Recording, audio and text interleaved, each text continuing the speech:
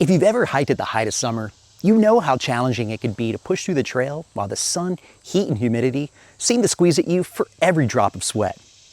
Let's quickly take a look at some simple and inexpensive ways we can make our hikes less of a struggle and prepare ourselves to better resist the relentless, blazing wrath of summer. You can get a hydrating head start at home by ramping up your water consumption the day before your hike.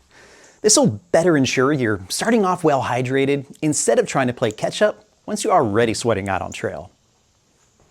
And whether you store it in a jug, bottle, or bladder, keeping extra water in your vehicle can provide a much needed refill if you return from your hike on an empty supply. When you arrive at your trailhead, take notice of any posted signage which may alert you and others to possible drought conditions and diminished water sources. Keep in mind that reliable water often becomes harder to find as you gain in elevation. Whenever possible, start your hike early on to avoid the hottest temperatures of the afternoon. You can limit your UV exposure and its effects by wearing loose and light-colored clothing.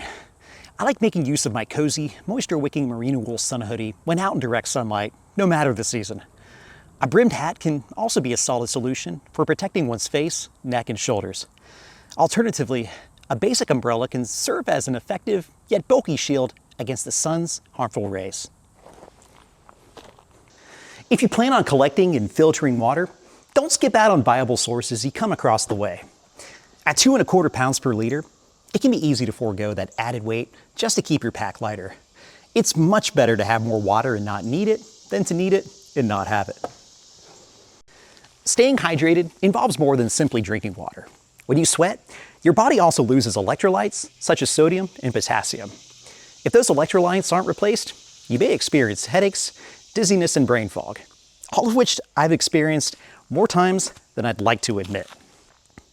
Recently, VenturePal sent me a generous sampling of their flavored electrolyte drink mix variety to try out while putting in some more sweaty summer trail miles. And so far, I've been pretty pleased with the results. Each mix pack boasts a pretty bold helping of sodium, potassium, and magnesium, and is both vegan and gluten-free. I find each flavor pairs best with 1 liter of water, and I'm kind of partial to the watermelon and orange flavors.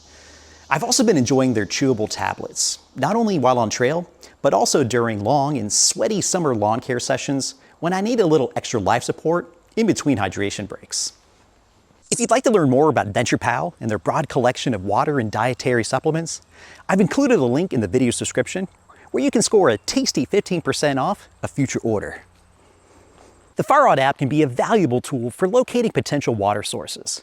On heavily traveled trails such as the AT, users frequently post updates about current conditions and whether nearby streams and springs are flowing. Although these reports may not always be completely up to date by the time you reach an area, they can still provide a helpful sense of what to expect. When collecting and filtering water at a viable water source, take advantage of the break and opportunity to drink down a healthy helping of water, affectionately known as cameling up, before moving on, fully refilled. And once finished with your hike, give your body ample time to cool down, hydrate further if needed, and get steady before operating a motor vehicle. Even if slight, exhaustion and dehydration can affect your ability to focus properly and slow reaction time. So what do you think?